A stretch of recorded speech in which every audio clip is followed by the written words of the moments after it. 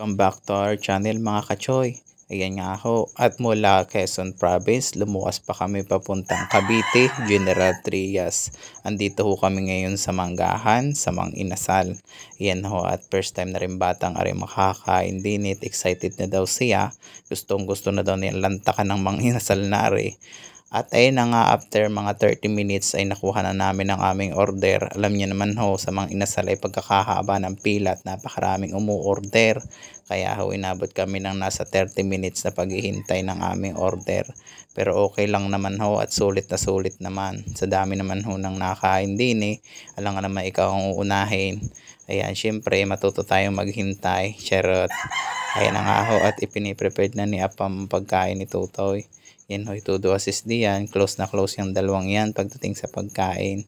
Yan hong dalawang yan ay talagang magkasundo. Basta sa pagkain, naku po, nangunguna yan. At akong hindi na rin akong tintot. Gumawa na rin ako ng aking sausawan. Yung mga sausawan din sa Mang Inasal ay simple laang. Pero talagang sulit at talagang nakakatakam. Sili laang, bago kalamansi. At meron din yung libreng pasabaw-sabaw. At talaga namang mapapadami ang kain mo din lalo na pag sinabayan mo ng pagkakamay. Ari nga akong cellphone ko pinatong ko muna sa kabilang table habang walang gumagamit. Linga kami ng linga ni Apam at sabi ni Apam baka madampot ng cellphone. Hindi na ako nakuntinto at kinuha ko na. Ayun na nga at lumalantak na ng kain na rin batang ari. May pakutsara at tinidor pang nalalaman ay pagkakasosyal. Sabi ko nga ay magkamay na laang at kasarap ng nakakamay din sa Mang Inasal. Talaga namang sulit ang iyong kain kapag ikay nagkamay. Ako nga ho ay kakain na rin. Ayan nga ho, dinut-dut-dut ko na rin chili oil na rin. Ano ba ari? Chili oil o ano? Ayan nga ho pala ay chicken oil, hindi ho chili oil. Yan ho. At sinawsaw ko na ho ang aking karne. At akin na ho nilamutak ng lamas. Kasarap mong kumain din pag nakakamay at lalamasin mo muna ang kanin bago mo isusubo. Talaga namang mapapadami na naman ang kain. Ilang kanin kaya ang aming titibagin din Siguradong logi na naman sa amin ng fast food na re. Sa lakas namin kumain. Naka po, baka ho kami makapitong kanin. Ina nga ho at panggigil na rin batang are. Talaga namang sarap na sarap sa Mang Inasal. First time daw niyang kumain din Ayala, ako'y nalulugi. Winahi ko ng kaunti ari mo nakatabing sa aking video. At ako naman ang lalantak ng kain. Palagi na lang dalawang ari ang bida. Ako hindi na nagiging bida dito ang palabas na aray ako na lang ang videographer. Lagi na lang yung dalawang yun ang nangunguna ko. Ako naman ang lalantak ng video at ako ngayon ang magpapakita ng aking subong malalaki. Naka po, pagkakasarap ng kakadali ng Mang Inasal na rin.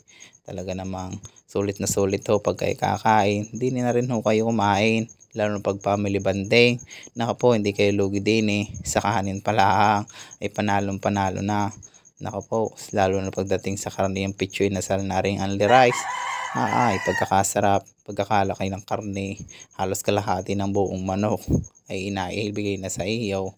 Kaya hindi ka lulugihin din Talaga namang mapapadami na naman ang kain. At ito na nga, hindi na kontento si Apam at tumawag na nang nagsiserve ng rice at humingi na siya ng rice. Una kong nilagyan ng pangalawang rice ko na are. Talaga namang makakailang rice kaya kami din Talagang lulugihin namin din ang fast food na are. Iyan na nga at isang rice na kami. Hindi pa nakontento si Apam humirit pa ng isa pang takal. Talaga naman pagkakalakas na rin kumain. Talaga namang gustong gusto ni Apam yung mga garing pagkain sa fast food. Naalala ko noon kada sahod namin din kami kumakain. Iyon na nga ho at nadagdagan na naman ho ang kay Apam na rice. Bago ho dinagdagan na naman ho ang akin. Naka po, ano kaya rin batang are makakapag rice pa. Pang ilang rice na namin are naka po, nakalantak uli ng damak. Aring batang are nakahinguli ng kanin. Talaga namang lilinga-linga pa parang gusto pa ulit magpaserve ng kanin. Siya ko tuwan-tuwa din yan ang batang tuwan-tuwa. At garde ba po pala ho din kumain only rice. Yan ho at maraming salamat. Thank you for watching.